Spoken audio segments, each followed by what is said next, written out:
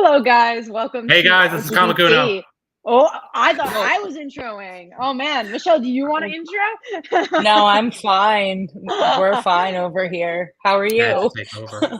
Phil wants to be the new Comic Uno. I want to be the new Comic Uno, and we are here to talk about everything gay, but also just comics. And honestly, this is just a chill chat to be chill and catch up because we love Michelle, and we're like we should do this one day, and that's why we're doing this. So, Michelle, how about if you introduce everybody to the audience, and then Phil and me will introduce ourselves if someone on Twitter is randomly looking at us. Okay, I'm Michele Abounader. I am an editor and writer of comics. I do a lot of gay anthologies. I'm a former arch nemesis of Kat and Phil, but we have patched things up. And yeah, I love comics and gay people and pride, and I'm happy to be here. Mostly I'm just here because I was hoping Julius was going to be here, but he's not. It's okay. He's in the chat and he's screaming your name. I love him. I'm taking this opportunity to tell the world how much I just love boys. Just really happy to have this safe space. So thank you for providing Pride it Month for up me. here. It is Pride Month of me.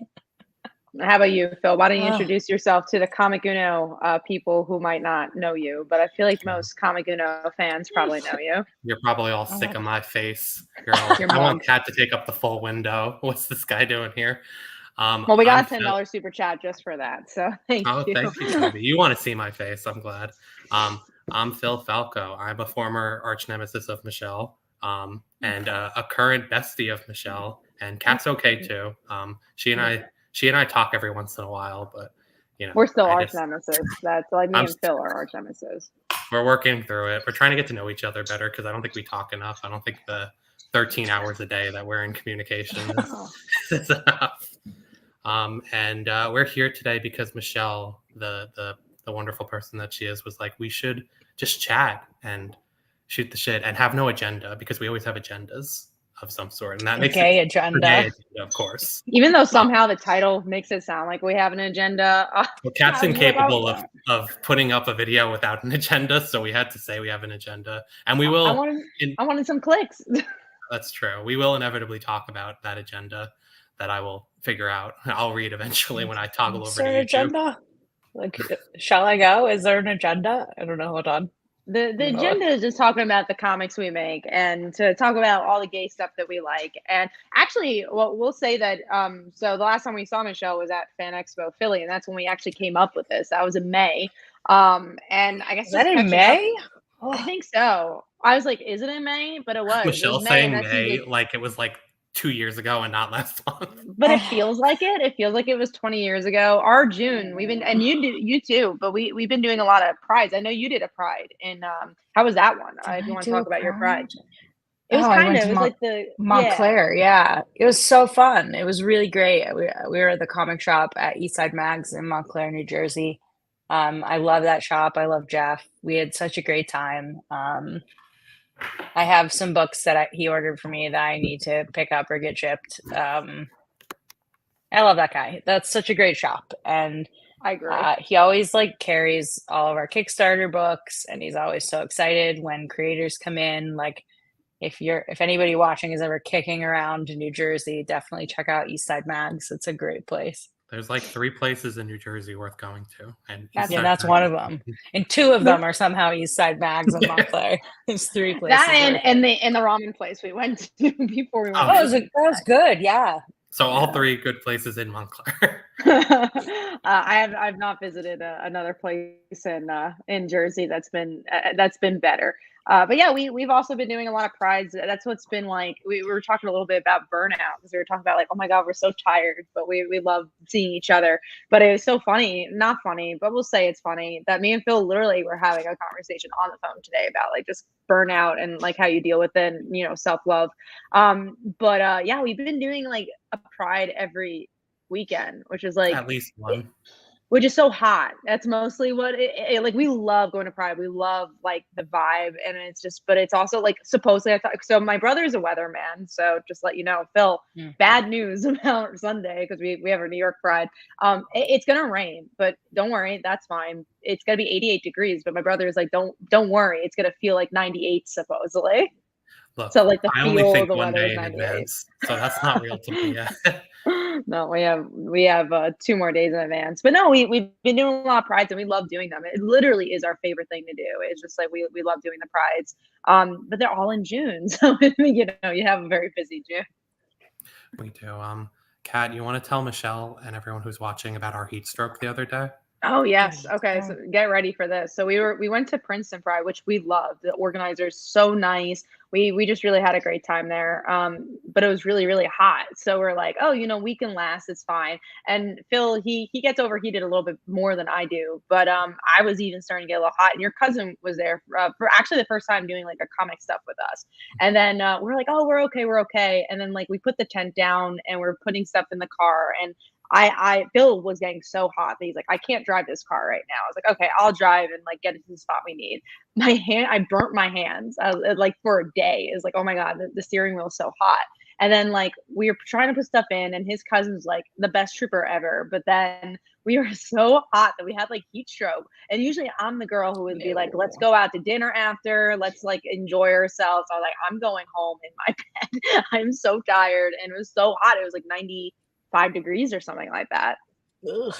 They pretty much ended the Pride early because it was so hot. Like it was supposed to go until like 5, and at 3, the organizer came over and were like, "It was so nice to see you. We'll email you in a few days." I just like personally find it very homophobic that Pride is in the summer and not October. I don't understand. I don't know. I don't think I know one person that would argue with me about that logic that Pride should be We should around reclaim it. Halloween. Why do we only get 1 month? Why don't we take October? I mean, We should National get Coming Out Day is in October, right? So I Yeah, mean, like it is. technically you can do Pride again in October if you really want to. And the buys I know. we have September. We have that 1 week, so we can go into September. We could go into October. I like it. We'll slowly take It's slowing down a little bit on my side. So hopefully my internet. There it is. Okay. Because I was like, oh no, my internet's going slow, but we're okay. As I was, the gods were just like, you spoke too soon because you started lagging. While the you internet's it's just being really biphobic. I think today it's really winter Pride. I agree. There's nothing more gay than some ice dancing. I know personally I like to watch, you know, people sort of flutter around on the ice. It's fun, right? I agree. I like falling on the ice. It's always really fun. I don't know that I like falling on the to ice, but I often do fall on the ice. It's really humbling, you know? Like, I need to be taken down a peg because the colder it gets, the more I'm like, I own the world, actually. You like the cold, that's why like, you want to hit the ice. Yeah. Right. I think like winter outfits are just kind of cuter, right? With full-blown Reddit about switching. Yes, Brett. See, Brett knows everything. I think October would be nice. I do agree. My birthday's in October, so I think the only caveat would be that New York Comic Con's at the same time. So I wouldn't want them to go against each other. But do you know anyone that likes New York Comic Con? Just like sort of side note, I guess. Or I know people I don't like who love New York Comic Con. I feel like I kind of go because like it's, you know, my local con technically, but I kind of go and I'm like, why am I here every year? I think it's really nice for that first like hour. You're like, I'm usually like, pretty excited Thursday, and then Friday I'm like, this is fine, and then Saturday I'm like, oh God. I'll say it's a little nicer behind the table. I'll go into the I like New York Comic Con camp when I get to sell there, which unfortunately is not every year.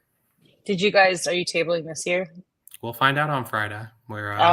That's right. It's this week. Yeah, we're going for it, but we'll see what happens. Oh, we got 2 cats again. That's so exciting. Will take me. Michelle, I saw that you were updating your backer kit campaign the other day. How's it going? It's done. We're off to print. I don't actually know how to finish getting the surveys out, so that's on tomorrow's agenda for me, is to attempt to send out shipping surveys. So I'm really excited to fail at that tomorrow. Happy I'll Friday. say, anytime I've tried to make a backer kit survey and I said I was going to do it in one day, it didn't work. So oh no, I have been working on it for months. I keep hitting roadblocks and things aren't working, and then I have to email support, and I don't know. I'm kind of on the You're best friends with Joan now? bus. I'm trying, and I think are trying to help me, and everyone's been really nice, but I feel like we speak two different languages, so it's a bit of a struggle sometimes. Like, I feel like I don't even know what a SKU is. like what they make it so complicated.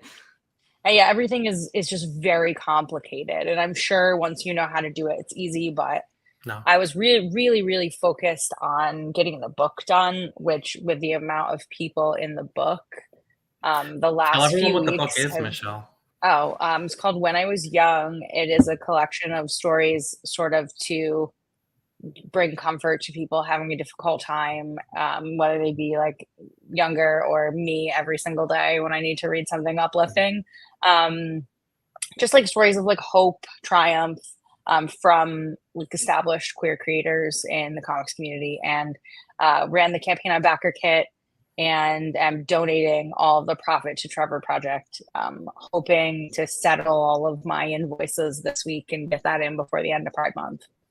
Fingers crossed. Alice did ask, but I'll word it in a different way. But how did you pick Backer Kit? It was interesting because we actually were in the same room as when you picked it. So yeah, Kickstarter kind of they're not really like a fundraising platform, and since I was really leaning into like fundraising, I was a little like gun shy about fundraising there because I didn't want them to shut it down. I didn't think that I could like emotionally handle starting a campaign, getting like 5 days into it, and then having it kind of clipped on me. So campaigns are hard. They're mentally challenging, you know? So instead, I decided to mentally destroy myself by running a Backer Kit campaign. When Brandon Sanderson was also doing a campaign. My Mormon king of the gays, Brandon Sanderson, if you can handle it. What's cool about Backer Kit, the way that they kind of like organically help you create new backers, is that everyone that follows you on Backer Kit gets a notification when you back something. So if you're Brandon Sanderson, for example, and you have a million subscribers on Backer Kit, when you back a book, every single person that follows you on Backer Kit gets a notification that you backed something. So when I say that like Brandon Sanderson kind of saved the book, it's really just by him backing it, everyone that followed him got a notification that it existed, which got a lot of eyes on it. Right. Backer Kit doesn't have the same type of traffic that Kickstarter has, so the sort of like organic growth to finding new backers wasn't really there. But because of a few larger names that backed it, they helped kind of like get some really good momentum after the first week. And it was like a really hard fought battle, but we did fund, which is, I'm very grateful for it, because the book I'll send it to you guys if you want a PDF. It's literally like so good. I'm excited. And yeah. I'm trying to like come to terms with the fact that it's actually like really incredible, because I've wanted to sort of like fling myself into the Hudson River for the past couple of weeks as a result of trying to finish it. I mean, I can't wait for, again, it was just such a, so I don't even think you told Michelle this story, but your cousin knew of the book before you were even part of it. Tom, right? Yeah. My cousin, Tom, Hi, Tom. who I'm friends with on Facebook. So he like always sees whenever I'm sharing comic stuff, and we've never like talked about any of it. And when I shared when I was young, he was like, "Oh, I know someone who's in there." I'm like, "Oh, really? Who do you know?" And he was like, "Heather Antos. Oh, she's my friend." I'm like, "Oh, I love Heather." I'm like, so does everybody know Heather? I think everyone knows Heather. Everyone knows Heather. So I still haven't seen Tom in person, but when I do, we'll actually properly talk. Well, since then you've met Tom in person. He is your cousin. But no, I haven't seen him in person since that conversation. Since then, exactly. It sounded like I've never met him. I've never seen him. He's actually an imaginary cousin, but I'm saying when I do physically sit in the same room as him, I'm gonna sing Heather's praises to him, and I'm sure he'll do the same back. I'm just really happy. I just went to print yesterday, actually. Who are you printing with?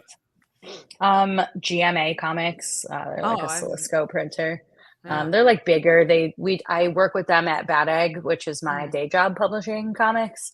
And they're really nice, and they gave me a pretty good deal because I use them for work. So they were able to kind of give me a pretty good quote and help me out and help me work out the glitter. The glitter has been a bit of a logistical nightmare, but like I'm making it work because I'm very committed to having a glitter cover.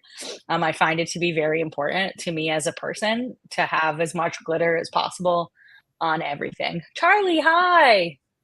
I love that Charlie's watching. I We got that some guy. good names in the comments. Yeah. It's so funny. We met Charlie through our online stuff on Kickstarter like how many years ago now? By Visibility. So probably like 2 years ago. 3 years, I think. I think 3 years. 2021. Man, that's crazy. So Charlie's the best. Very excited to see him at San Diego. Oh, That'd yeah. be fun. I'm excited to see you guys at San Diego. I'll be there. I know. Time. It's good.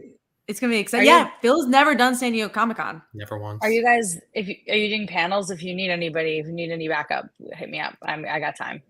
I'm doing 2, but it's not my panel. So it's like I'm part of 2 panels. We wanted to do a panel, but didn't get accepted. So maybe next year. We'll give you guys what it was. It was how to make money in comics. So they're like, oh, I feel like a lot of people would, they don't want to let people know. They don't want you to know. They don't want you to tell people. They don't want people to know. Hopefully next year, because it was gonna be a cool panel of people too. So I was like, oh man, that would have been a lot of fun. But yeah, I mean, it's cool that I at least be part of some panels and talk about different stuff. But I'm gonna be like part of a Kickstarter panel, and Mariko Tamaki asked me to do moderation for her spotlight panel. So I'll be doing that as well. Great. So that should be fun. But yeah, mostly Phil's there Thursday to Friday, and again, first time, and I was like, oh man, it's gonna be so interesting because. I feel like San Diego is such a different beast compared to any other Comic-Con. Honestly, this is going to sound like really insane, but like it's probably going to be like the most relaxing convention that I do like all year in terms of like what I have to do at it, because like I'm like a ghost. I'm not actually tabling or like I'm not currently on panels, but I'm going to try. I might be like kicking around Charlie's booth a little bit at White Ash Comics, helping out. Having a loudmouth, blue-haired gay at the White Ash table, I think will help a little. So like I'll be around. I think so. If Connor's going, I'm pretty sure. Connor's very quiet. Connor that draws like all amazing stuff for White Ash, and he's just a very timid little angel. So I feel like it's helpful that someone loud and annoying is hanging out too.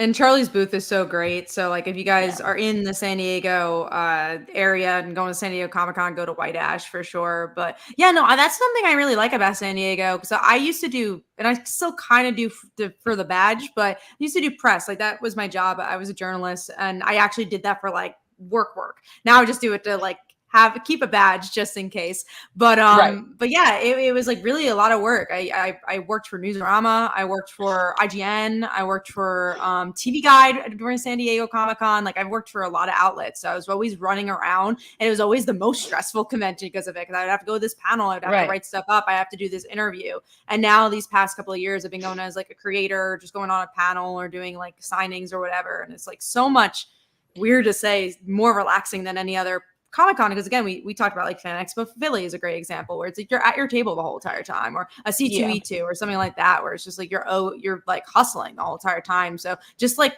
and Phil's going for the exact reason of just seeing our friends and getting to say hi to people that you normally wouldn't be able to say hi to because they're on the West Coast. Because Charlie and Phil has actually never met in person yet. Oh, that'd be so fun. Charlie's gonna buy me dinner. Thank you. You heard it here first. Charlie's making us, allowing us to keep our stuff there. So. Wow. No, but he will buy you dinner is the thing. You have to be careful. That's true. I'm going to try to, I might have books by San Diego for when I was young. I'm like 99% sure that I will have books there. And if that happens, I'll let you guys know, because we're going to try to put like a little signing block for when I was young together. which would be really cool because a lot of people that are in the book are going to be at that con. So it'll be really nice. That'd be amazing. We're so up for it. We should break out those copies of By Visibility that we tried to get the whole team to sign, and then we gave up. We gave up because we would see all the creators there, and we're like, oh, let's get a sign. And now it's just like, oh my god, I don't even know. One what more my thing brain to remember, is. and our brains are full. I gave up. I had like a Color of Always copy that I was like carrying with me all the time to be like, eventually I'll get everyone. And I gave up. There she is. I carry it all the time too. My firstborn, and you have the Twilight edition. Thank you. It's the book I see the most, honestly. It's the one, like, I remember I was in London and I saw it in like Forbidden Planet. I'm like, oh my god, that's so crazy. I'm like across the pond and I saw it. Yeah, that's cool. I love seeing it out and about. It's still a little like, you know, mind-blowing. I think that's what all of this is. It's so weird because, like, you know, I think from the outside looking in, it's like, oh, look, you made these successful books, but it's also like we're still like dealing with the mind-blowingness of like we were just comic fans and now we're making these comics that we've always wanted to make and working with these people we've always wanted to work with, and it's still mind-blowing to kind of do that all. And me and Phil always in particular always have to like kind of remind ourselves, because sometimes when it's hard days you're like, oh my god, it's just a lot of work, and then there's other days where you're just like, wow, this is happening, it's everything we've ever wanted, and we're making a career out of this, and we're so lucky. There was a lot of the former today. We're very burned out today, so there was a lot of, oh man, we suck, everything we do sucks. And then we were like not looking at our current Kickstarter as it like lands beautifully in its final hours, and then we're like, you know what, maybe we're assholes. On Transphoria right now. We are 80,000, I think, away there. Yeah, you hit 80 almost. Almost at well, 80. We have 86 minutes to go. I'm gonna back it right now. Live. Thank you. A live back. Backing it live on YouTube. There you go. Refresh. I love it. Let's see. I'm excited. Transphoria is the book we're talking about. It's our trans non-binary anthology, and Kat and I, through Lifeline Comics, have published it. The lead editor on it is my brother, Dan Falco, who worked with us on By Visibility and really wanted to give Michelle never met Dan, actually. Just noticed that. Michelle met everyone except Dan. That's true. I met everyone but Dan. All right. I forgot. Michelle even met Marianne. Yeah. Transphoria, trans non-binary stories. We really wanted to give trans and non-binary creators the opportunities to tell their stories, and the Kickstarter's exceeded all of our wildest dreams. It's almost at 80K, and honestly looks like it might become our most fun campaign. It's fantastic. It's so important. Had that record. Let me see how far it is. That's Beast like almost 81.7. So we'll say. It's really great that like it's seeing so much success as a collection of stories like about like trans non-binary people and like made by them. Like it's so important to put that type of collection together. Like, and there's one thing that I noticed from back, like really track it back really far to like Color of Always when we were doing submissions for that book. I would say that like maybe almost 50% of the stories that we got in submissions were like trans themes. And we had to be very picky about what we chose because that wasn't the theme of the anthology, but it's sort of like for Brent Fisher and myself that put that book together, it was like it sort of just brought it into focus for us that like there's really a market for these stories, and there are so many people that have these authentic stories to tell. So it's really important, this collection, and I'm really looking forward to reading it. I'm backing super late as a jerk face, but like, you know, I've been busy. We rather be on the show. Another way to look at it is you're helping us inch up towards that new 80K goal. So like, look, I know you don't need my money, but like you have my support always is the point, I think, that I make. We always appreciate it. It's so interesting. I remember the first time we actually met was in New York because we were tabling and you came up and said, oh my God, I'm I worked on Color Always. Oh my God, Michelle. And it's just like, it's so cool, like how organically we got to meet and support each other and do things. It's really cool. And going back to Transphoria, it's kind of been what we've always wanted to do with Lifeline Comics is just uplift as many voices as we can. We were just on like a library talk, which is how crazy today was. Like we were literally just on a library talk like an hour ago. And like in Ohio. Yeah, well, luckily it was on Zoom. We did not we do weren't the physically. travel. No. Yeah, we weren't in physically in Ohio. But no, it was interesting because we just talked about like how anthologies are so important to lift like new voices, and like something we try to do with our anthologies too is meld like the Gail Simones with new voices, and that's been really, really fun, and we want to continue to do that. And obviously working with Dan for this one, was just so wonderful to be the lead editor and then get all these trans voices together. And we hope to continue doing that and just uplifting voices as much as we can. And we're really, really happy how successful Transphoria was. We genuinely didn't know how it was going to do. We pressed the live and we're like, hope it does great, When we were putting together, I remember we were like, oh, how long are we going to make this? Like, can we like afford to make a graphic novel? Like, our anthology before this, Hairology, it took us a minute to hit the goal. We hit the goal like the second to last day, so it was a bit more of like a struggle, and it was a 60-page book, so it was more expensive than the anthologies we'd done up to that point, aside for the second volume of By Visibility. So with Transphoria, we were like, oh, like should we do like a 40 to 50-page anthology? And there were just so many good submissions. Like you said, Michelle, there's a real hunger for these stories, and there were so many people who like really brought their A game and gave us so many scripts. We were like, oh, we have to do a graphic novel. Like it's impossible to choose just 10 stories here, so we need double the space. There's such a lack of safe spaces for people to tell these stories without being kind of edited down. I think that's something that I've really noted in like all the anthology work that I've done, is that people say that they have these stories they've always wanted to tell, but feel like there's not the right platform for them to do so outside of like a crowdfunded anthology, because a lot of people want things to be marketable, but like marketable to a lot of bigger publishers sort of just means like kind of straight washing it, making it a little more sterile so that it's a little more palatable to like straight people. Which is interesting because, like, again, I think Transphoria proves it. Like, it's just like there's such a hunger for it from everybody, from obviously people who are trans, but also people who just want to learn more about trans stories and trans people. And that's something, honestly, like I learned a lot. Like, I mean, obviously we have Dan, who I'm very good friends with Dan, and obviously Phil, I would say, is very good friends with Dan. We've known each other a little bit. We've known each other for a little bit of time.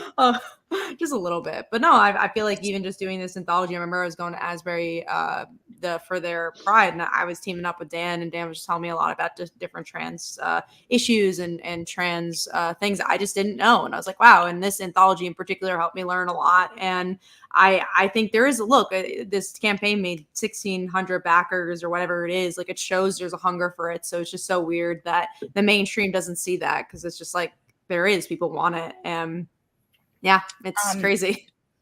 I probably already know the answer, but I think it would be interesting for you to speak on the reasoning for bringing Dan on. Don't you guys usually edit your own anthologies? I know the answer, I assume. So, but like, talk about that.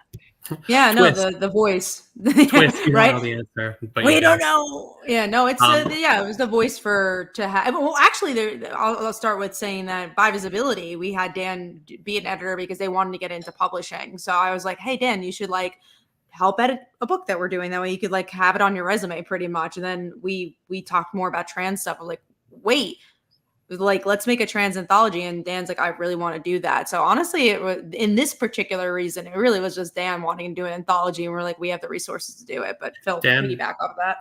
Dan also told a story about a trans vampire in By Visibility, a bisexual trans vampire. And I think that kind of like every anthology starts as a conversation. We did By Visibility because we would talk about bisexuality all the time, and how, especially at the time, there just weren't enough stories about specifically bisexual issues and experiences. And then the same with Transphoria. Like, Dan had only recently come out to us or as trans, and we were talking about it a lot, about his experiences. And coming off of By Visibility, he was very much like, oh, it'd be cool for your next one to consider this. So it was like very, very easy to make that decision to have Transphoria be our next anthology. And you want to Kat and I are both cis, so you want to have a trans perspective leading the anthology, and like being the strongest voice, because that is who you're writing for. At the end of the day, you want these books to appeal to everybody. We've had so many people who aren't bisexual by visibility to Sure. learn more about it or to be closer to Not somebody. everyone is perfect, right? Exactly. So it was really I am important. not bi, just to clarify. No, not bi, but You continue. just know perfection when you see it. But no, but yeah, that's why it was really important for us to bring Dan on. And it's not the first time we've worked with another editor. Hairology also started as a conversation. We were talking about like just like issues that different people deal with hair, and like I won't tell a story unless Kat wants to tell a story, but it was It's a born great out of book. Yeah, I'll tell the story. I remember I was on a business call, and somebody we were both like there. Yeah, we were both there. And I've always like dealt with people talking about my hair, talking about how I should change it or I shouldn't or whatever. Like Straighten your hair, blah, blah, blah. everyone had comments about my hair except I wasn't allowed to have comments on my hair. So it's just like something I've always grew up with. So, but over the years you just kind of like forget about it or you just like kind of ignore it. And then in a business setting, someone mentioned my hair saying like what's the exact wording? They said they were talking about a script we wrote and they're like, we need you to think bigger like Kat's hair. And we were both like, what? Like, why did that come up? And we both just like awkwardly laughed and then left the call. And Kat was like, I didn't understand. What did he say? Like, I actually missed it. And I told her, and she's like, that's crazy. Like, it was so random. And then I just when somebody says something and you kind of hear it, but you don't really, it doesn't like soak in that they said it because it just seems, so it doesn't it confuse. just seems so like what just happened that you can't process it. Yeah, and I didn't. I remember we talked about it. I was like, haha, that's funny. And then like I slept on it for like a few days and I was like, oh, I really was thinking about that. And not for the sake of like, for the sake that it was weird, but not for the sake of like, oh, I was hurt because I'm just kind of used to it. I like my hair. I'm confident about my hair. But I was like, we should make an anthology because I think everyone has a story about hair. Because me and Dan actually, we'd when we first becoming friends, like Dan also has curly hair, so we'd like talk about having curly hair. And I remember those conversations, right? And just like what it was like. Yeah. And that was how Hairology started. We ended up bringing on Jamila Rouser as our co-editor, our third editor on the anthology because we really. She's known for Wash Day Diaries. We really wanted her perspective, and it's always so helpful just to have another voice in the kitchen. We don't want to continue to fight with each other. Kat and I are nemesis, as we established. Well, I think maybe we could do a little backstory on why we're nemesis. Also, after we finish this, Hairology is a beautiful book. I have it; it's in the other room somewhere. But I love that book. It's great. So it's really a beautiful book. Who wrote the foreword? Am I making this up? Gail Simone. Did Gail write it? Right. Mm-hmm. So cool. That's cool. I love how you guys like work with so many people. Like I don't work with anybody. I'm like, I need to do it all. Don't say that because we know you were like look at your previous anthology. You work with a lot of great people. Oh, yeah. I just mean relinquishing control, and I'm trying a new thing where I just let people hire me to do things instead of being in charge of things. It's really nice. That's pretty good for the mental health. We could tell that funny story about Gail Simone that we didn't actually launch the Kickstarter even with her attached. We just we launched the Kickstarter and we DM'd her because Kat has Kat knows Gail Simone. She's known her for years, so she was like, "Oh, I know you used to cut hair. Like, if you want to like help spread the word about this anthology." And she was like, "Why didn't you ask me to write a foreword for it?" And we're like, "Yeah, because we're stupid. Like, we didn't think about that." And she was like, "Okay, I'll do that." And then she wrote this like beautiful foreword that really intros the book so beautifully. Yeah.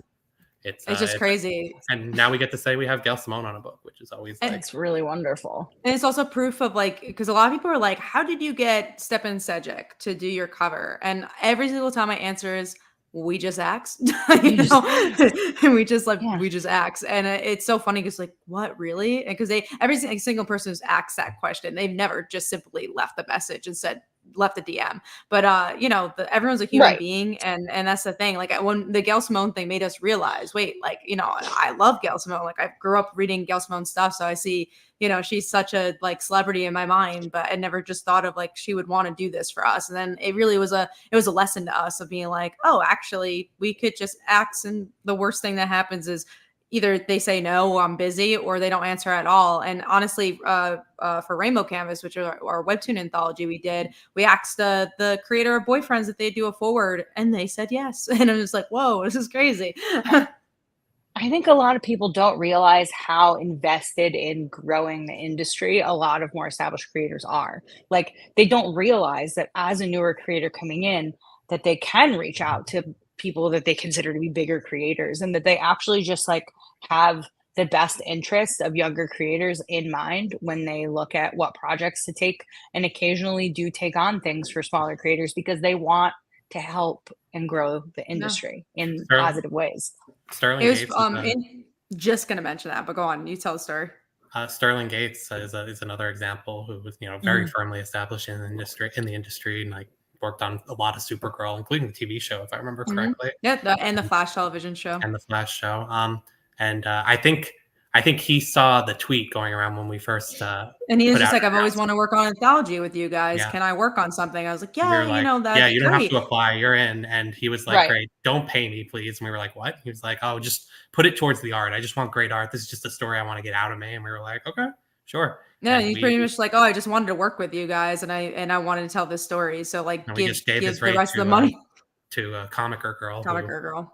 Also, a happy coincidence, did a lot of like really great work for Supergirl comics, so it was cool to pair them up. And which I think that's actually how they knew each other, because Sterling was like, oh, I want to team up with Comic Girl. I was like, oh, that's great. I actually know her. So and we teamed them up. But it shows like, there's just some wonderful creators that will be part of your stuff. And I remember we got Lisa Sterl by Visibility, which was great. Like, there's did our cover too.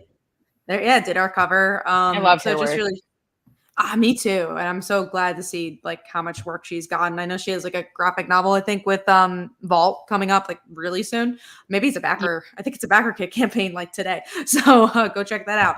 I think that's what's really cool. And obviously we all just got to meet each other. Well, yeah, tell the story about how we were arch nemesis. Like that ties into it's sort of really nice. It's kind of a joke.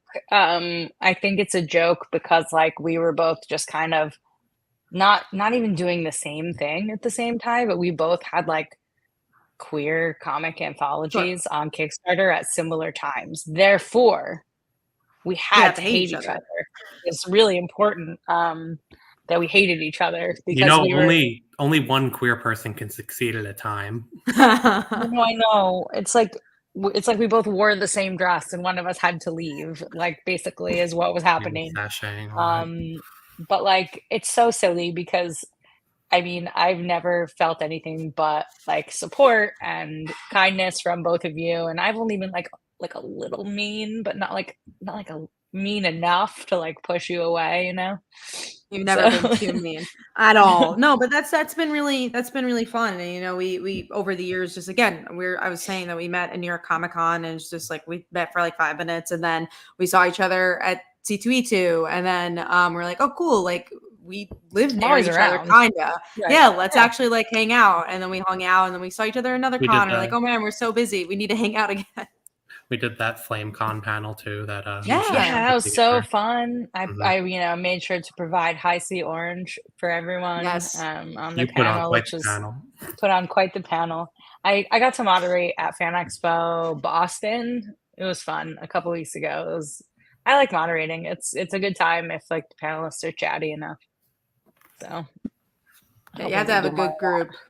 But no, I mean, that's always so fun. I hope you do too, because you put on a really good panel. I think, the best type of panels are the ones that you get everyone to kind of talk about their thing, but also you do direct them, because there's some panels where you're like, let's just talk about whatever. And then you're like, well, what are we talking about? Or others where it's so controlled, where it's like, oh, I didn't actually get to talk. But I think you do a really good job of like letting everyone talk, but also free flow and like get jokes in. Because that's something I like to do when I'm on a panel. Somehow, even if I don't know somebody, I get a joke or two. So like I like kind of livening up the room a little bit. So yeah, that's something I enjoy doing. And sometimes if it's so serious, you don't get the time. Jokes are so important. You need it. I feel like it helps keep the audience engaged too. If you say something that it is where I met Julius. Yeah, it is. It's true. Julius has to be here next time. He will. Also, congratulations to the Transphoria team. It looks like the campaign did break 80K. So we really, really appreciate that. That's our last stretch goal. Another bonus for everyone who worked on the book. I'm really excited for you guys. That's so amazing. Congratulations. Honestly. Thank you. And honestly, it really just allows us to do more of these type of anthologies, because it's so interesting, because people are like, oh my God, you must do these anthologies, because like they they make money or because they're this and that. And like, honestly, most anthologies, they don't, it's a lot of times they're just putting it out there and we're just like, here it is. But no, we do it because we love it. Like, that's why we really just genuinely enjoy the process, and we like getting other people's voices out there. It's just, again, I don't know if we could do more than once a year from one of them because they were a lot of work, but we like doing it once a year, these type of anthologies. The other day, like when I was looking at Transporting at the Kickstarter, I was like, I wonder how many hours we've spent on this book. And I was trying to calculate in my head, and I was like, that's impossible. Because I was looking, I was like, this is so good. Maybe we should do more than one a year. And I was like, I don't think I have that in my body. Like, well, especially the creation.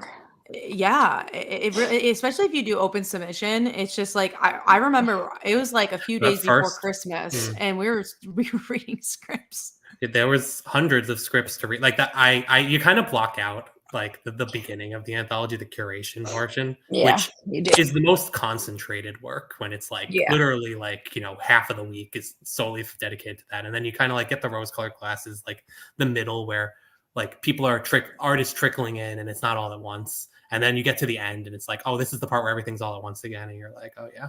And I don't mean to complain when we just hit our 80,000, because obviously so thankful we did this. But I think, it's important to acknowledge the amount of work that goes into it from not just us, obviously, as much as I love talking about us, but the whole team really, put in so much time and effort and built like such a great anthology. So, and promoted it too. I mean, Dylan's a great example of that too. Like, there's so much work that goes into promotion of it, and just like this team in particular just did such a great job of promoting. And no, it's a whole army, and that's kind of what's fun about anthologies too. Because again, me and Phil just kind of work in our bubble a lot. We just like, when we go to Comic-Cons, we get to see you, we get to see like a Charlie, but it's just like, we do still somewhat work and that's why we did this. It's like, oh, it's nice just to talk to each other. Cause like, we're always just doing our own thing. Always working.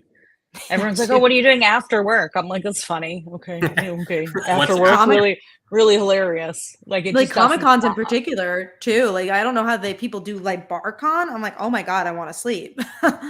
Like I officially have done 10 conventions in 2024, and I am tired, and it's a lot of work, working Monday through Friday and then working Saturday, Sunday. And like, I think something a lot of people don't realize about like working comics, especially when you do these types of anthologies, is not everyone is in your time zone. So sometimes you have to take advantage of the fact that like, oh, it's 2:00 in the morning for me. Well, this other person that I really need to get some back and forth time with is awake because their time zone is this. So like sleep schedules, I don't know her. And like, you kind of have to like really like adapt to who you have to work with as like an editor and someone who's like in charge of putting this stuff together. So I'm tired, I think, is the main point. I can imagine on that. I will say the lucky thing of being the two of us is that I'm a night owl and he's the early riser. So I just tend to like stay up late, and then he tends to get all the emails in the morning. So that helps a little bit. If you want a little peek into our life, we have a Kickstarter launching on Monday that's not ready to go. And Kat was like, oh, after we get off with Michele today, I'll do the shift at night. I'll put all the rewards on. And then Phil, tomorrow morning, you do all the add-ons, and then we have to work all day, and then we have Harlem Pride on Saturday, and then we have New York Pride on Sunday, and then if we need more time, Phil will just wake up at 7 a.m. on Monday and finish it.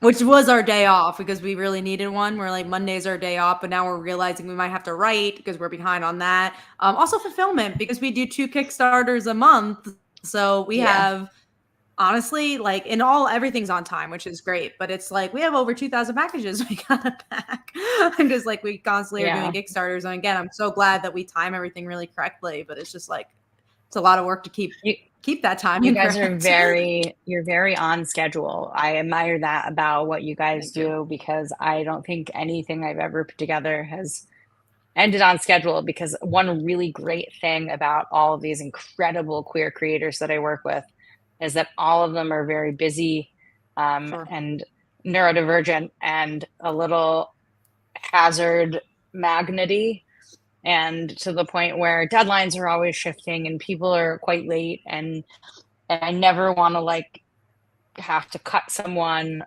So like, I have put out many a late book. I always get it done, but the schedules are always a little bit touch and go toward the end.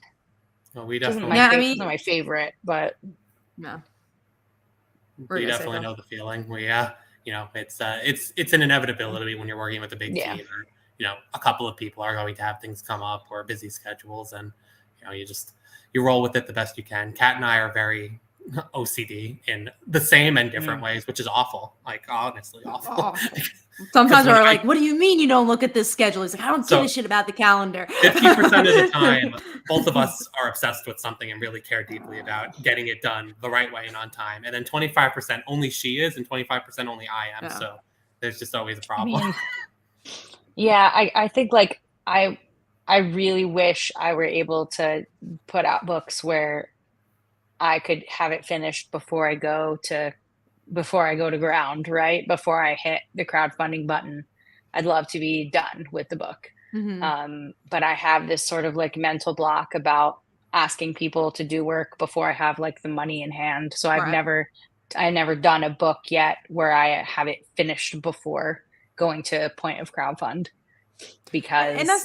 That's the pleasure of crowdfunding, though. You know, like everyone gets to do it a different way. I think it depends on the project for us. Like Transphoria is mostly done, but it's not completely done yet. It's very mostly done. I think there's like 2 stories left that needs to be completely complete. But then there's others where like literally the book was done 2 years ago.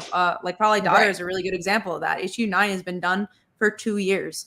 And because of our scheduling, I had to release the trade. I had to release different things. So you don't want to do back to back. And because of like the other books that we're both part of that do very well, we need to keep that. And not that like Probably Daughter doesn't, but it's not an $80,000 campaign. It's a $20,000 campaign. So that's a big difference. Or a $15,000 campaign. So that has been in the can for 2 years, and it's been done. But then there's other books where we have 5 pages and we're like working on it while the thing is live. So it really all depends on the project, and for us, especially like the 3 of us, is like we have a production schedule. You know, it's just like there's stuff we got to get out, and sometimes And for us, I mean, this is the first year we've been. Well, last year was the first year we did 1 campaign a month. This is the first year we've been doing multiple 2 campaigns a month.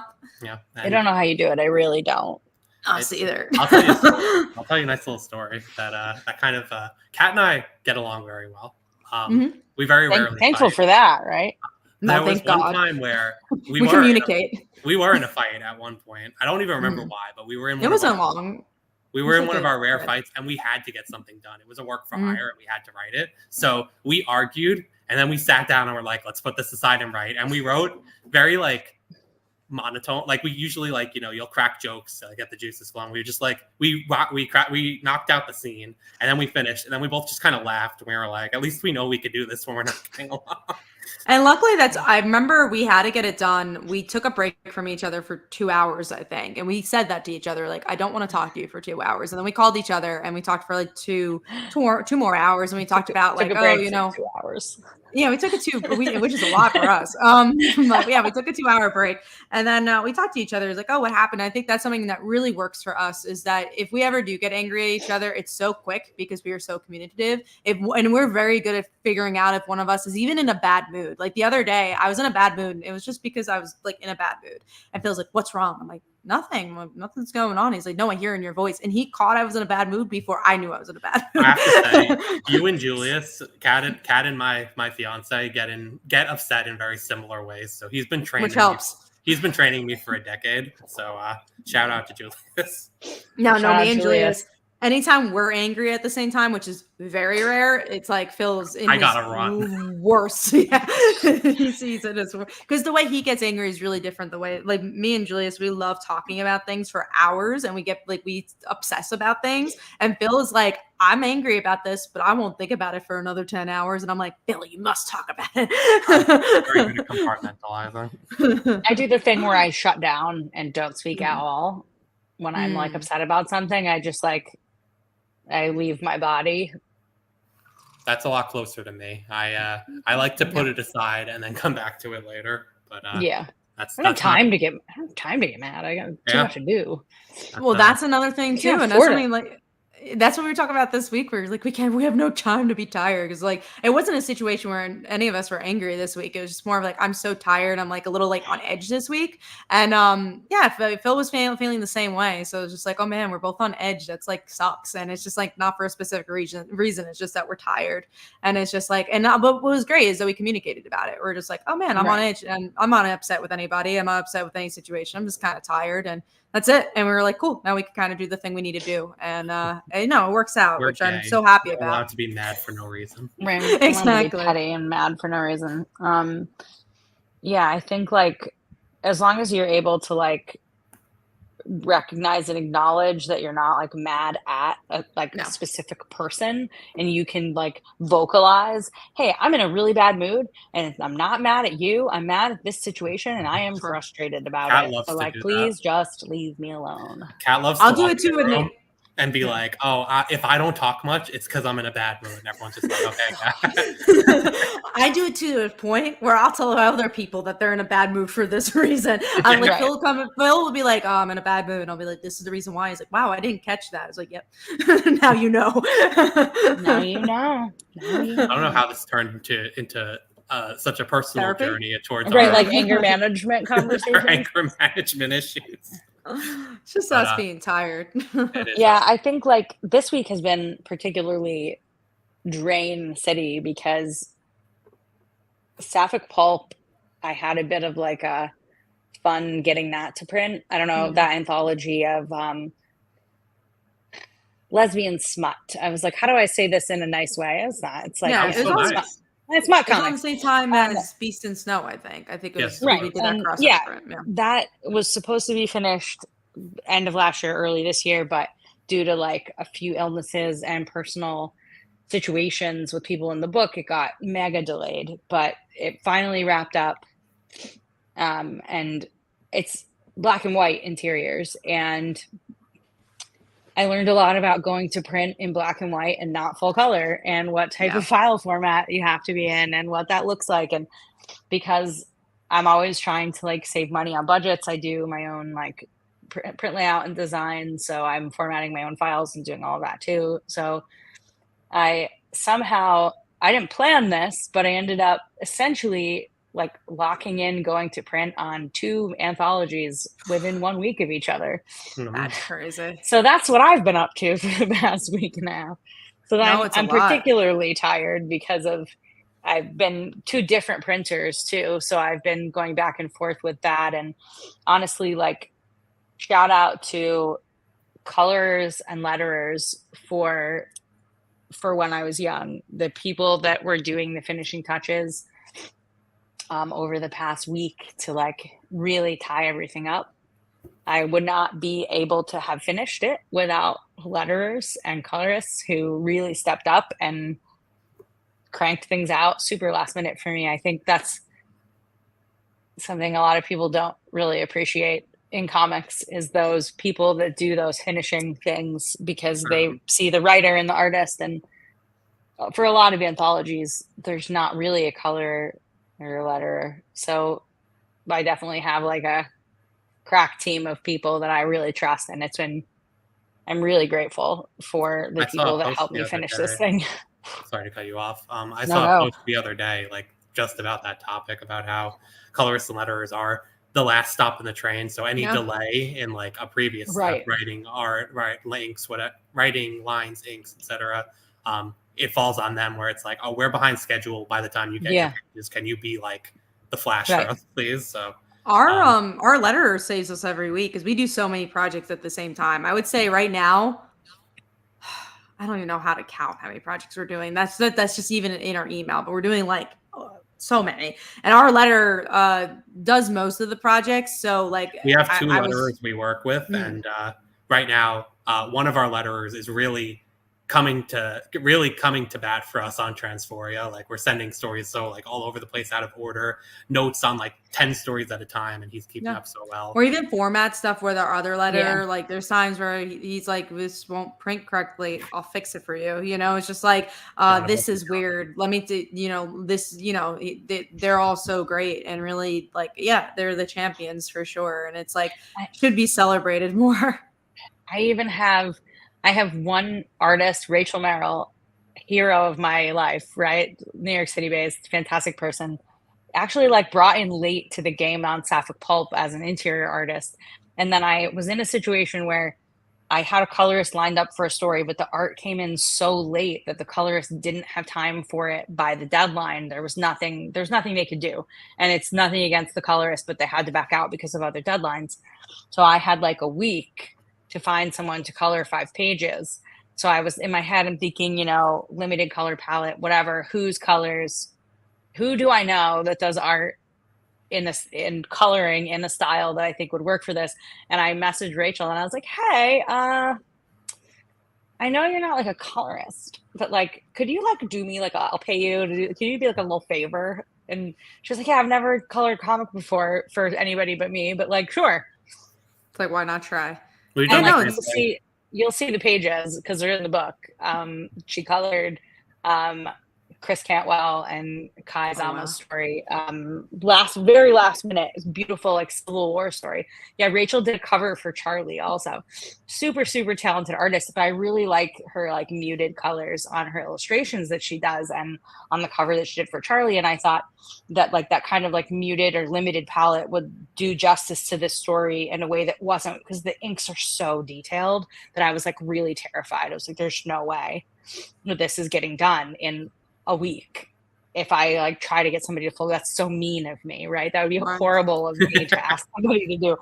But she really stepped up and like really killed it, and I'm really grateful for her. And then I'm like, shout out Jeff Eckleberry, letters for me, and Robin Fassel did some colors. I'm like, I just have to shout those people out. And but my MVP of my life, Jody Troutman, incredible letterer. I'm obsessed with her. If you guys ever need another letterer, please let me know. I'll throw some names at you. These people are all so great. Jody was like up at like 2 a.m, like sending me adjustments, like checking in to be like, hey, this is when my breaks from the office are going to be. And just in case you need an adjustment before you go to print, like this is when I can help you. Just like truly an incredible person to like really care about the fact that I'm losing my mind over here. So I have like so much appreciation for people that hopped in last minute to get things done so that I could get stuff to print this week. It's been, I don't know, everyone was like, what are you doing to celebrate going to print yesterday? And I was like, celebrate? I didn't cry myself to sleep tonight. Right. I live in a co-op building. My apartment that I own is in a co-op. So I had my yearly board meeting was yesterday. So I celebrated by going and sitting in a non-air conditioned room in the town hall in which I live. And it was humid as hell and really boring. And there was a presentation about solar panels where everyone that lives in this building that was like 400 years old had about 5,000 questions. And the meeting lasts almost 2 hours. So I got home pretty late. So I just like got some work done and watched Finding Nemo when I got home. That's what I did. And it's so funny because that's what we talk about all the time too. Because like, again, successful Transphoria, or like, we finished Beasts in Snow. And that took us a long time to fulfill, and we fulfilled it all in time. And I remember I told Phil, we need to celebrate in some way, because like we never celebrate our wins. We always just go to the next project. So we went to karaoke, and that's what we ended up doing. And we had a great time. Yeah, we did. And I figure I'll do something. Everyone's like, you have to make sure you celebrate your wins. And I'm like, but like, I figure at San Diego, if I have the books, if we're able to do like a signing, like that's enough. That's good enough. Right. Like, that's a great celebration. On to the next. Like, what's next? Right. Are you shipping out the books yourself, or is Backer Kit doing fulfillment? Wow, man. I'm going to do it myself after San Diego. So that's what I have to look forward to. So it's fine. I will have help. That's good, Elise. Yeah, you need the help, because and obviously if you ever need us in any way, I know we're a little distant, but you know where we are. We could always do a pizza party or something at some point. Yeah, honestly, I might take you up on that. Yeah. I know that we're just gonna kind of like take a day and just like marathon them out in New Jersey. So I might take you up on that. It could be fun. It'll be a fun time to catch up, and we can listen to Chapel. We can listen to Chapel Roan and be at the Pink Pony Club. Here we are. I know this is why half of the people are watching, because they're waiting for me to descend into chaos about the Pink Pony Club. This just in, everyone. 59 minutes it took. It took me 59 minutes, but I'm sure. Here we go.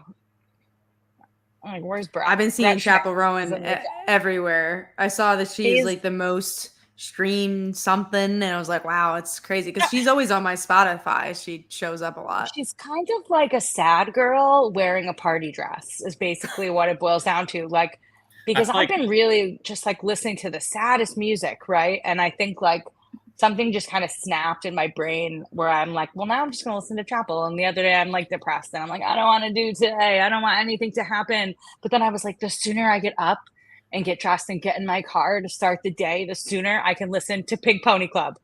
So I was like, we're going to get up and we're going to do it. We're going to go. It's going to be great. Sad girl in a party dress is Kat's and my mutual dream girl, because Kat wants the sad girls and I want the party girl. It's so funny because we listen to music while we pack, and him and his sister are really, Kat, stop listening to these sad girls. I want to listen. And Julius is always kind to me about what I'm going to listen to. But Marianne and Phil, you guys are kind sometimes. They're like, I want to listen to Kesha. I'm like, me too. Listen to our sound. Very different Kesha. Yeah, I was like, I want to listen to her sad album. I love her. Yes, the sad one. That's what I want. Really funny story about Kesha. When I was living in Pittsburgh, I don't know if you remember this, but she did a tour where it was Kesha and the Creepies while she was in the midst of her lawsuit. And I get this notification that's like, Kesha tickets, Kesha and the Creepies, $25. I was like, there's no way this is actually Kesha. Wow. And it was at this like venue that used to be like a church, and literally $25 a ticket. So I bought them. So I was like, oh my God. I was like, what if, right? So I was like, worst case scenario, it's some kind of cover band that's going to play Kesha songs, and I only paid $25. Whatever, this will be fine. I'm game. So I go to the show, and I bought like a Kesha t-shirt, and I'm still not convinced that it's actually Kesha. It was actually Kesha. That's wild. That's what I like about her.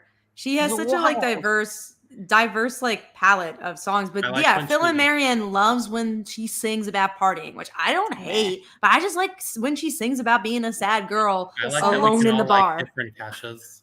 We all can like a different. There's a Kesha for us all. That's Pride Month. Walks through the streets with signs saying, "My new album's coming." I know, and her new album's never coming. And we're like, is it going to be my Kesha or your Kesha? And it's probably going to be someone else's Kesha. They're probably going to give us like... Who knows? It could be anyone's Kesha. That's the beauty of Pride Month. The beauty of Kesha is that like there's a Kesha for everyone, right? It's the beauty of it. She's the one artist we can agree on. Our new anthology, Keshaology. Keshaology. And you keep asking, is Kesha is going to be the real Kesha part of the anthology? And then you find out she's not. I hope she would be involved. But what if she is? I feel like what if she is? But that's like that's the log line. Have you considered what if? It's like your $25 ticket. It's like, buy this $15 comic, and if you're lucky, Kesha might be in it. If you're lucky, Kesha might be in it. I mean, what is she going to do? Cease and desist? Schrodinger's Kesha. Be like the Where's Waldo of comic books, which I'd be very excited for. But no, I love good sad girl music. Phil, he likes Taylor Swift and Sarah Bareilles a lot. I got him into Taylor Swift, and I love Taylor Swift. Like I'm a very big Taylor Swift fan, but I actually think Phil has become a bigger Taylor Swift fan than me. I definitely, which is crazy. I have some little bracelets, like there you go. I'm not gonna say I'm a Swiftie. I don't like politically align with like Swifties and the bullshit that they do. It's like there's a lot to be said about being a Swiftie. It's none of my business. Whatever the Swifties are up to is really, truly none of my business. But I'm a big fan of Taylor Swift's music. I'm a big fan of the Tortured Poets Department. Oh, interesting. Because I was not the hugest fan of the album, but I'm always happy to hear that everyone's gotten different sides of Taylor. I said Kesha, Taylor Swift, because I really love Lover, and not a lot of people like that. No, it's like my least favorite. I don't say, and all the happy ones, I'm like, what the fuck is this? Get this out of my face! I don't want this. So maybe I'm out of brand. My favorite should be Tortured Poets Society, but somehow it's Lover. I'll say that Lover usually isn't the favorite here. I like 1989, but I think I'm a Renaissance man for Taylor. I like a little interesting bit of too. You mean literally the Renaissance man? Like I was thinking of What were you literally thinking? like At all. everything. I was thinking of her other album, Reputation. I was like, you're a Oh. Reputation fan. Oh, Reputation is solid too. I think I like that I can listen to 4 different Taylor songs and they're all different, but they're all also a little bit the same. They really are. I can't wait for Reputation, Taylor's version. I've been on a bit of a rep break because I'm like trying to like get more excited for the re-release whenever it occurs. And I'm absolutely clowning with the rest of the internet, always thinking she's going to release it. And I'm like watching the shitty live stream from whatever show she's at. I think she's in Europe somewhere still, and I'll be watching grainy live streams all weekend. Yeah, Just in case. she was in London, I think, recently. That's so funny because that reminds, I don't know if Phil's going to say the same story, but that reminds me of his sister who loves Lady Gaga to the world. And she always is convinced that Art Pop 2 is going to come out, which is like, Art Pop is like her least famous album ever. But for the uninitiated, for Lady Gaga fans, those who like have lives and aren't like Twitter trash like my sister, there's a small sect of people who are really convinced that Lady Gaga is going to release an Act 2, a sequel to her least renowned album. And everyone's like, oh, she has 100 secret tracks that she didn't put on the first release that she's gonna stealth release. That like may be true. I think like I haven't like really liked a Lady Gaga album. This is probably very controversial for me as a gay person to say. Okay. I haven't really liked one since like the Fame Monster. I have liked some of her other stuff, but I haven't like really loved it. I've been able to like cherry pick some songs here and there that I like, and I appreciate all the jazz stuff that she does. I think it's really cool how she's like grown as an artist and like really taken different artistic directions with things. And like I probably won't see that Joker movie because I just don't think that we need more man-paying comic movies, and I'm just like not into it. I think we have a gun to our head. Yeah, I was gonna say I think we have a gun to our head to go see it from Julius, and also to Marianne. There's a lovely picture. Well, if Julius is in it, then I guess I have to go. Never mind. I'll tell you if he's on screen, and then you could go and look for him. Yeah. Julie, if you follow him on Instagram, you'll find out if he was on screen the night that we saw him. If he's on screen, I will go because I will go to support all these tangents. Julius. We're like on the 4th tangent now, but I have to do another tangent. Okay. When the set photos leaked, like those first set photos of Lady Gaga when she's like going up the steps to like the courthouse, I remember Julius was filming that day, and I saw the pictures on Twitter before Julius got his phone. We're like, oh, whatever. And I zoomed in. I was like, he's right there. And I retweeted, and I'm like, my fiance's in this picture. I was all excited. Nobody interacted with my post. And it was him too. He was in the picture, and then also I don't know if we told you this story, but he was in Mean Girls the musical because he had this time that he was doing some extra work. And we went to go see. And we saw the movie with all extras because he had all his extra friends. So the whole theater was all the extras. That was the craziest theater experience I've had since like one of the Avengers movies. That was crazy. Whenever that was. But was he on screen in Mean Girls? He was. For a second. But I think he caught it later on. I want to say we didn't catch it while we were watching. He recorded the movie on his phone. He was like, I'm gonna look for myself later. And then he scanned through it again and he found himself. But I did see that movie. I enjoyed it. I thought it was fun. It was fun. I don't like the Mean Girls musical, and I think this was the best adaptation of it they could have done. I think like I also love Renee Rapp, wasn't right. It wasn't gonna like change my life. It was never gonna change my life, but it was gonna be fun for a couple of hours. Like it did that job. Can't that be all a movie is? That's another conversation, I think. I think we've talked about this like in person, but we love our AMC stubs, and it's been such a shame this year because there's been like no movies we really want to go see, and every movie we have seen besides like Challengers has been like, wow, that was so mediocre. So it's just like there hasn't been any movies. I saw that Fall Guy movie. I really liked it. It was fun. Phil saw that one with his family. I didn't get to go see it because it was your mom's birthday. I think it's a good movie for you to watch with your family, Kat. I think your parents will like it. What did I just see? I feel like I just went to something comes out next week that we were like, oh, finally something. Maxine, right? Mm-hmm. The fuck did I just go see? Oh, Inside Out 2. Oh, that was fun. We had a good time with that one. We really like Civil War. We love Challengers. I have to see Challengers. I know I'm so bad at being gay. I didn't see Challengers. It's so good. It's honestly the best movie of the year. It really is. What else did we go? I know we're bad gays by saying that we didn't really like the TV Glow movie. I saw the TV Glow. Isn't that like a little? Is that scary? Kind of. No, It's like no, no? not really. It's disturbing. It's spooky. Like Okay. it's like uncanny kind of thing where like there's like weird things happening, but it's not like that scary. I can appreciate it, but it was a little too slow and abstract for me. Like I think, but I love an artsy movie. Like I love them. So I thought I would love this movie, but I was just like, oh yeah, the best way you said it was like because Phil really wanted to go see this movie, and I am the worst kind of moviegoer. I do like to like whisper in someone's ear and be like, what happened there? But I've gotten better at that because the crew that I go to with does not love that, but they treat me well. They give me at least one or two. What happened there? Not what happened. I never ask what happened. I always give you a little. She has a commentary on it. She's like, I always know what's going on. Now she just jots it down. She's like, I gotta tell them this after. I'll tell him after. But so I remember I was being really quiet because I knew it was his movie. So I was just like, oh, I want Phil to enjoy it. Like we he doesn't ask for many movies, and I didn't even know what it was about. I thought it was a horror movie. So I was like, oh, I'm being quiet. And I was like, I gotta go to the bathroom. And I was sitting next to his sister, and she's like, this is so bad. And I'm like, oh, I'm glad someone mentioned because I thought everyone was loving it. I definitely didn't. I didn't dislike it, but it wasn't my fave of the year. I don't think it'll make my top 10. Michelle, did you see Love Lies Bleeding? Please, of course. I was gonna say you've had to see that movie. I had to see just how bad of a gay you are. My friend took me for my birthday in March. I love Kristen Stewart. She's like my king, right? I will see anything that Kristen Stewart is in. It's really difficult to get me to watch a horror movie, but I will watch, like I saw that underwater movie.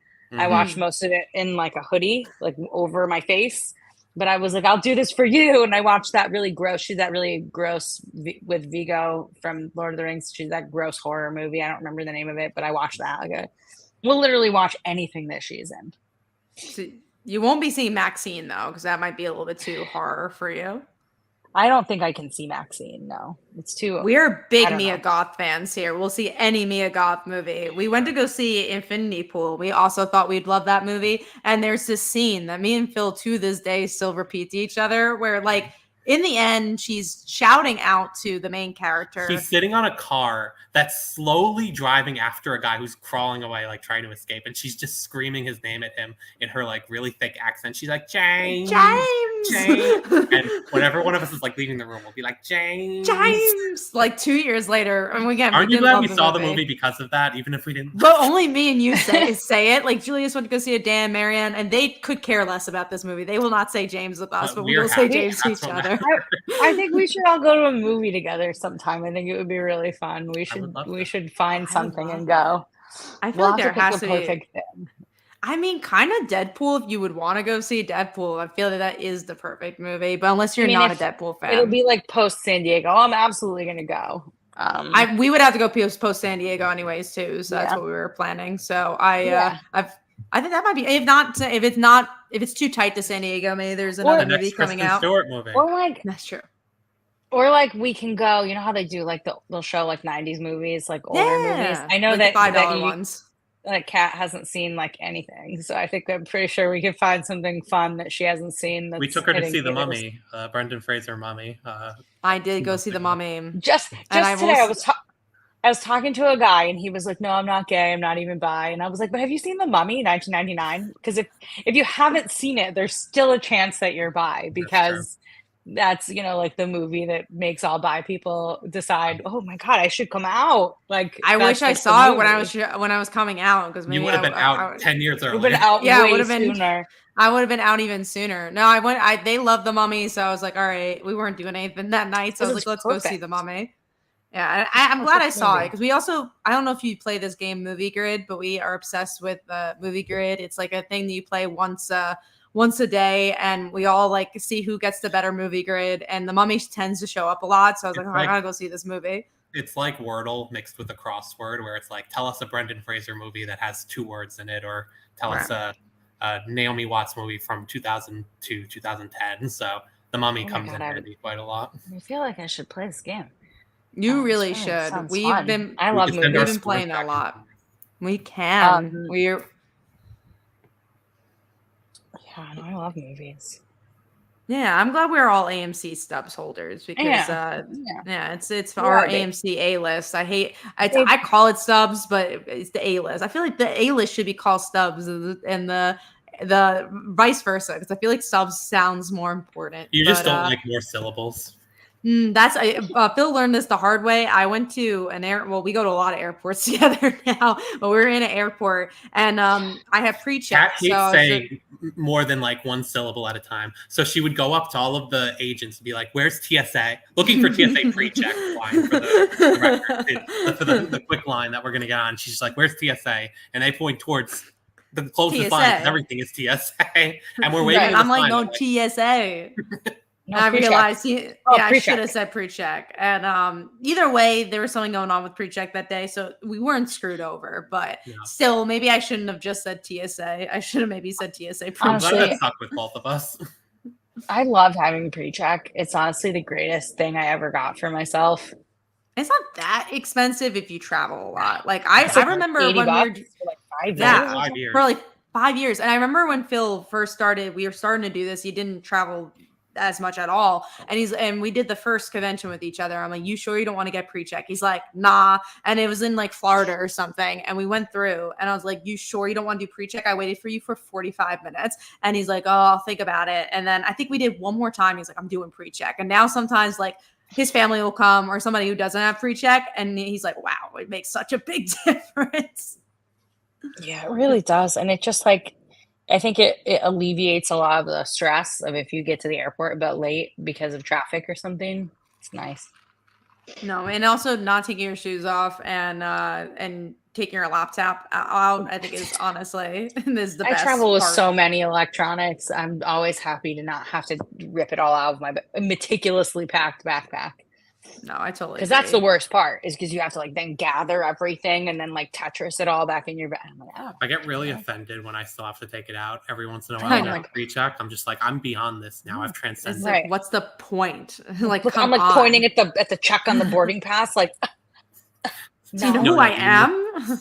Do you know Julius says I just wing it. No pre-check. Yeah, Julius, we're talking about you. The best luck on the planet, though. He really does. He's done things where I'm just like, oh my god, I wish Kat has bad luck, and Julius has good luck, and I have neutral luck, so I just glom onto the luck of whoever I'm with. And Julius, Kat can go on a flight with a carry-on that's like an inch too big, and they'll tell her she has to check it. Julius could go on with no carry-on, and he'll bring a carry-on as his personal item, and they'll be like, he once brought this big bag. Okay, so I always knew Julius had good luck, right? Always knew he had good luck. And then he brought this big duffel bag that should not be a carry-on. I don't even know if it should have been like a regular suitcase. And I'm like, Julius, you're not getting away with this. Like, you're gonna, like, you don't get it. You're not gonna get away with it. I know you're lucky, but you're not that lucky. This boy got away with it. I'm like, I'm never gonna speak about this again. You know what you're doing. And he's done it again. And I said, anyone else, I would have said something. She doesn't question it anymore. I don't even question it anymore. Because once Phil was with me and he brought this little extra suitcase. I'm like, the Calamia luck is gonna rub on you. He's like, no, it's not. And it did. And I was like, I told you. And because again, when we first started traveling with each other, he didn't believe the Calamia luck existed. And he's like, no, that's a fable. And everything that we've ever gone through in an airport, once we missed our flight by 5 minutes and we had to take another flight. It was by 5 minutes we had to take another flight. And I'm like, Calamia luck. And the guy, like, he was really... It was C2E2, and the guy, he just didn't like us. I really felt it in my bones. Well, he didn't have to close it. Like, if they knew you were in the airport, which they do because they have to like scan you in. If they know you're in the terminal, they're not supposed to close up like that. It was because of the checked bag. They were like, "Oh, we're not putting any more bags on," and we're like, "But it was like 5 minutes." But they were like, "When did you stop?" And they said like 5 minutes ago. And we're like, "Please," and they were like, "No." I'm going back to a bad. That was Calamia luck. All right, let's talk about something. I remember better. being let's talk so about upset. something happier. All right, comics, what comics? Let's talk about comics. But yeah, let's hear about what comics you're reading that you like. What are some queer comics or any comics that you should recommend? I think my favorite thing I picked up during Pride Month is Star Trek Celebrations, which is IDW's first gay Star Trek book. I mean, like, all Star Trek is gay. but this is the first like collection of like their stories about characters who just happen to be part of the queer community. It's a really great collection of stories, and I have a couple copies laying around here somewhere. That's a really beautiful book, and a lot of people worked really hard on it, including my good friend and yours, Heather Antos. And actually, they won an Eisner for not for that. They won a. They got nominated for Star Trek 400 last year, and they're nominated again this year for Shaq's Best Day, which is a Lower Decks. I'm learning. I'm very new to Star Trek. I'm learning. I'm doing good, but like, but Star Trek Celebrations is really great, and I think I bought the DC and the Marvel Pride books too. It's really important, I think, I just always try to get them because I know that like the point of these things is like, if we continue to show the corporations that there is a market for these books, like we have to go out and buy them, even if they're not perfect. And also sometimes you just see names, like Jamila Rouser, who we were talking about, was in the DC Pride book, which was really cool. So, but no, I agree. You kind of just got to prove like we want this. I always buy the Marvel and DC Pride books and see what they're all about. And Phil, he tends to read them after, but I always tell him like right when they come out, like these are my thoughts on it, and I'll be like, I get the Comic Uno review before everyone. You get some real Comic Uno reviews before everybody. Sometimes Phil acts like, "Oh, how was comics this week?" I tell him, and then Comic Uno comes out because Comic Uno and Kat are two different people. But I feel like I'm gonna start just like texting you, like, "Kat, what's good this week?" You should. I always have the answer. She was raving about Zatanna this week. I really like. I saw some stuff on Twitter about that. I think my most anticipated, and it's difficult to call it my most anticipated, as I have already read it, is Fellhound's new book. The Boom one that comes out. Yeah, that comes out in August. So pre-orders are up now. That's going to be I would say my most anticipated because of just how good it is, and all the covers are beautiful, and like Fell is the best. So I'm just so happy for her to have such a great book out and such amazing covers on it, and like so many cool eyes on it.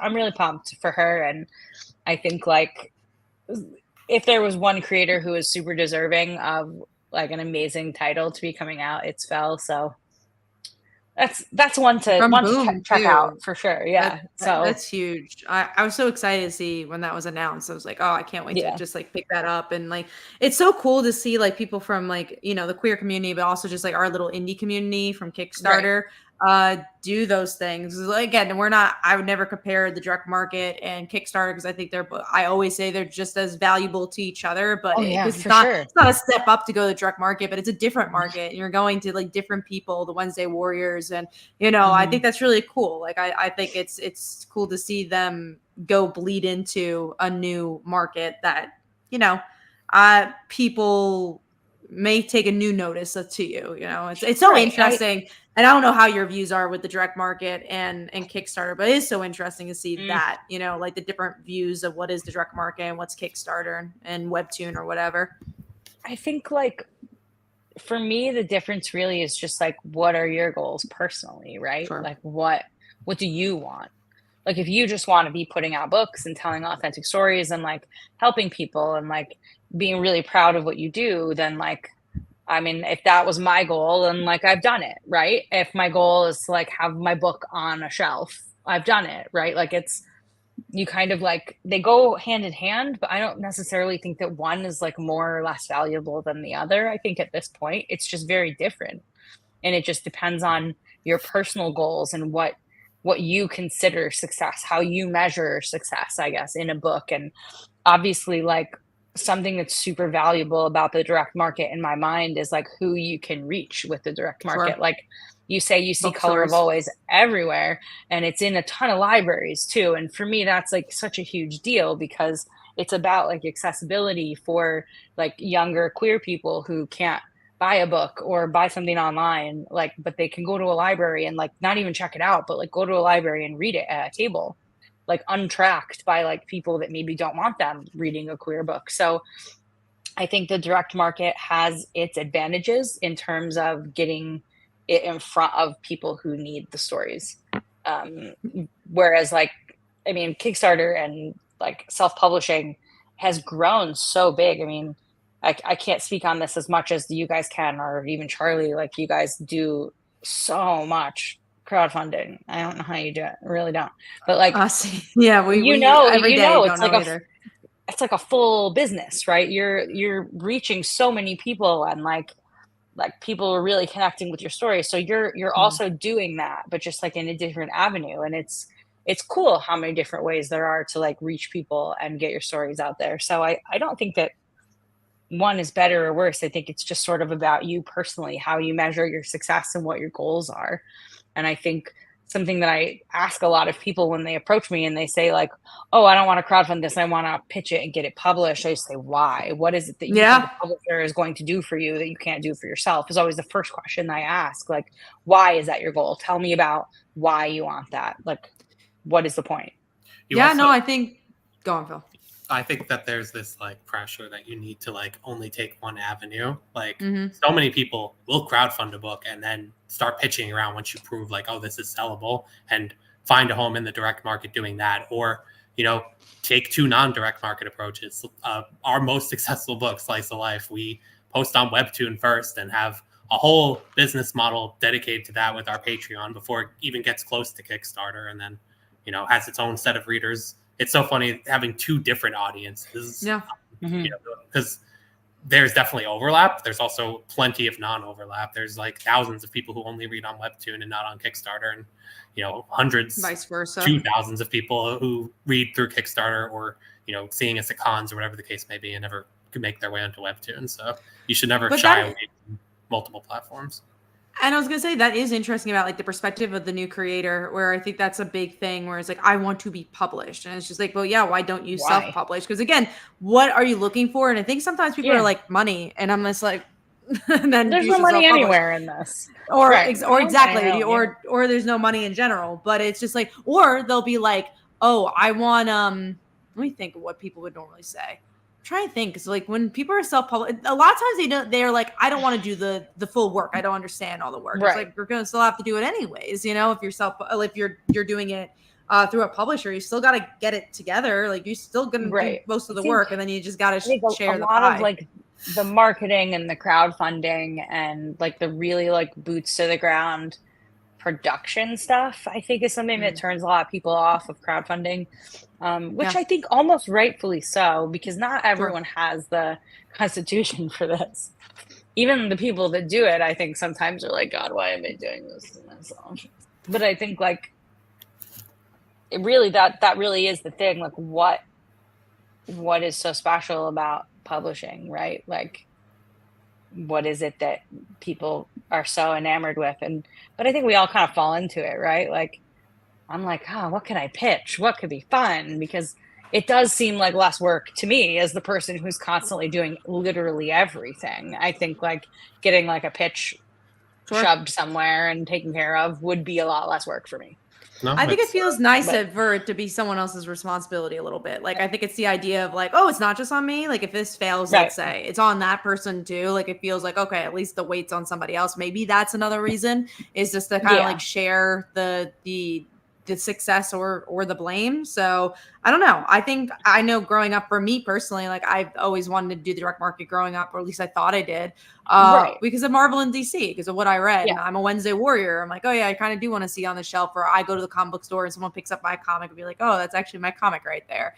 And I'm not saying that's not something I would do and not do in the future, but also that's not particularly the dream the second. I think the dream the second is to reach as many people as possible. And right now that's through Kickstarter and Webtoon. And I think for us, me and Phil in particular, we just like to really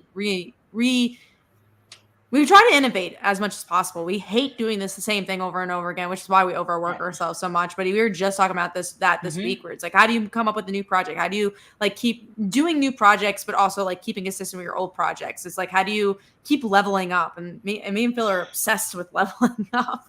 Oh, same. Yeah. I always say, the next thing I do has to be gayer than the last thing that I did. And like, I was like, how do I follow this like lesbian smut comic? How do I get gayer than this? And turning to sad things, I guess, was the way to get gayer, was to be sad. So it's fine. I think that's always the goal, is how to get gayer. I actually do want to answer Right. this to Julius too. I do wonder what the secret is to optimal fulfillment, though. So much packing. That's Me also a too. question we always have. Is I think we've gotten as close as we can, but I gotta tell you, I'm really trying to. We finished Beast and Snow, which took us like 2 months. 2 to 3 months, I want to say. It was honestly a nightmare, and And then we our have trades. The trades took us even longer because of like the and that was just different. because we had no time. We had like no Have- weekends. Go ahead, Do you sorry. guys have you thought about outsourcing your fulfillment at all? We have. We're control. We've shopped freaks. around. We are control freaks. It is pretty pricey. Yeah, from it the is. options we've seen. Yeah.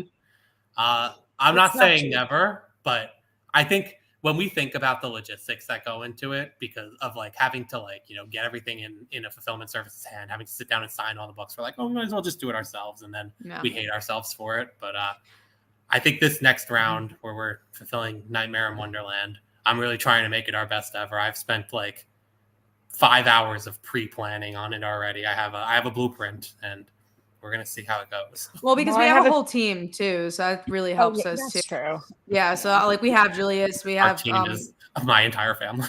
yeah, literally. And now my friend is might help us out too, which is really nice. And then my family ends up pitching out a bit, but we actually have your family on the payroll. So it's like it's nice to have them and just to be able to do that.